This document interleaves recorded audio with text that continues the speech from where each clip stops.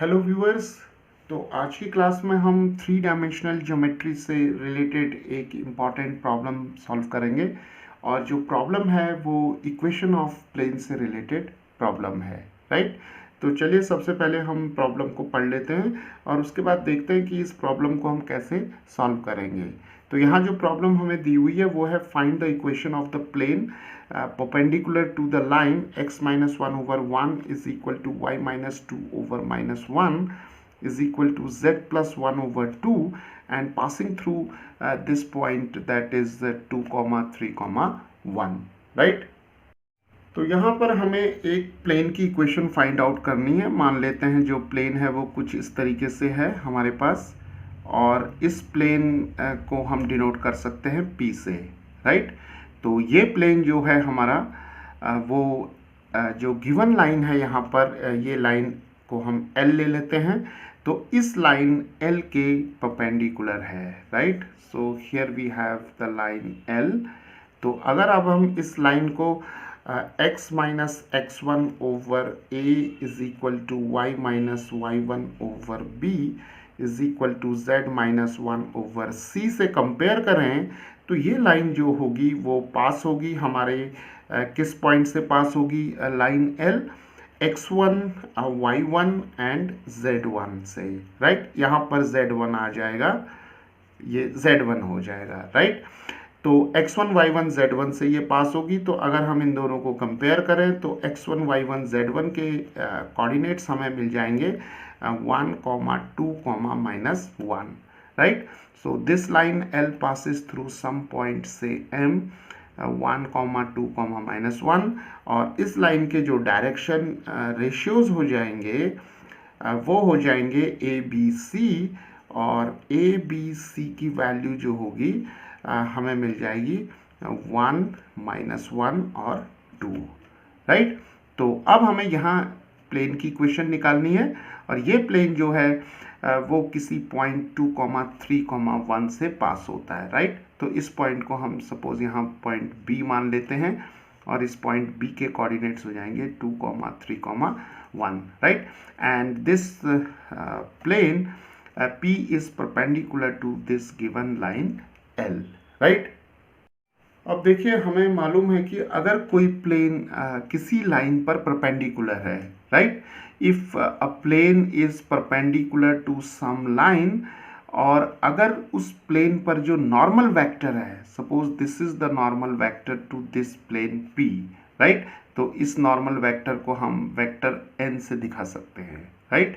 तो जो vector n है this is the normal vector to this plane P, right? So when a plane is perpendicular to some given line, right? तो ये जैसे यहाँ पर ये प्लेन जो है वो इस लाइन पर परपेंडिकुलर है तो जो नॉर्मल वेक्टर होगा प्लेन का, जो नॉर्मल वेक्टर होगा वो लाइन के पैरेलल हो जाएगा, राइट। तो देखिए ये जो वेक्टर n है ये लाइन L के पैरेलल हो जाएगा। तो जब हमारे पास कोई प्लेन है वो किसी लाइन पर परपेंडिकुलर है तो प्लेन के जो नॉर्मल होगा वो उस लाइन के पैरेलल हो जाएगा। तो जब ये कंडीशन होगी कि वेक्टर n जो होगा वो लाइन L के पैरेलल होगा तो डायरेक्शन रेशियोज जो होंगे नॉर्मल वेक्टर के और इस लाइन L के वो या तो इक्वल होंगे या प्रोपोर्शनल होंगे, राइट। तो अब देखिए यहाँ पर जो लाइन है हमारे पास L, इस लाइन के डायरेक्शन रेशियोज जो हैं वो 1, -1, 2 हैं, राइट। तो इसका मतलब जो वेक्टर n है वो लाइन L के पैरेलल है तो इसका मतलब इन दोनों के जो डायरेक्शन रेशियोज होंगे वो प्रोपोर्शनल होंगे या इक्वल होंगे। तो इसलिए हम जो वेक्टर n है नॉर्मल वेक्टर है इसके जो डायरेक्शन रेशियोज हैं वो हम यही डायरेक्शन रेशियोज ले सकते हैं, राइट। तो जो नॉर्मल वेक्टर होगा इसके डायरेक्शन रेशियोज हो जाएंगे 1, -1 और 2, राइट। तो चलिए अब हमें जो नॉर्मल वेक्टर है उसके डायरेक्शन रेशियोज हमें मिल गए हैं। तो अगर हम नॉर्मल वेक्टर के डायरेक्शन रेशियोज को कैपिटल A, B और C से डिनोट करेंगे तो A की वैल्यू हम 1 ले सकते हैं, B की वैल्यू -1 और C की वैल्यू 2 ले लेंगे, राइट। तो चलिए अब प्लेन की इक्वेशन फाइंड आउट करते हैं। तो हमें मालूम है कि जो फर्स्ट डिग्री की इक्वेशन होती है, equation of this form ax plus B Y plus C Z plus D is equal to 0. So this equation always represents a plane, right?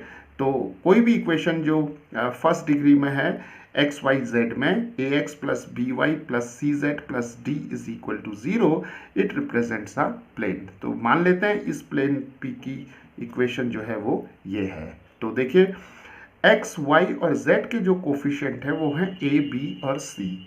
तो ये जो ए बी सी यहाँ पर पैरामीटर्स होंगे, ये नॉर्मल वेक्टर के डायरेक्शन रेशियोज को represent करेंगे, राइट? तो देखिए ए की वैल्यू क्या है, 1 है, तो यहाँ रख लेते हैं 1x, बी की वैल्यू है -1 तो -1y आ जाएगा, और सी की वैल्यू यहाँ पर हमारे पास है 2 तो 2z हो जाएगा और प्लस डी आ जाएगा, राइट? तो इक्वेशन मिल गई अब हमें x minus Y plus 2z plus D is equal to 0, right? तो अब देखिए यहाँ पर हमारे पास ये पैरामीटर d है। अब हमें इस पैरामीटर d को फाइंड आउट करना है। तो इसके लिए हमें क्या कंडीशन दी हुई है कि ये जो प्लेन p है ये 2, 3, 1 से पास हो रहा है, राइट?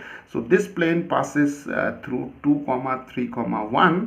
तो अगर हम x की वैल्यू 2 रखेंगे, y की वैल्यू 3 रखेंगे और z की वैल्यू 1 रखेंगे यहाँ पर, क्योंकि ये पॉइंट 2, 3, 1 इस इक्वेशन को सेटिस्फाई करेगा, right? Because this is the equation of the plane, right? तो चलिए रखते हैं x की वैल्यू 2 रखते हैं यहाँ पर, तो क्या मिलेगा 2 और y की वैल्यू 3 रखते हैं -3 प्लस, और z की वैल्यू हमें 1 मिलेगी तो 2 टाइम्स 1 हो जाएगा plus d is equal to 0। तो इसे सॉल्व करते हैं तो -1 आ जाएगा, और यहाँ पर +2 plus d is equal to 0। So this is 2 minus 1 is 1, 1 plus d is equal to 0, so d is equal to -1, right? तो d की वैल्यू अब हम यहाँ सब्सटीट्यूट करेंगे, तो देखिए हमें इक्वेशन मिल जाएगी x minus Y plus 2z minus 1 is equal to 0, right? So this is the required Cartesian equation of this plane P, right? तो इस तरीके से हम जो प्लेन से रिलेटेड प्रॉब्लम्स हैं उन्हें हम सॉल्व कर सकते हैं।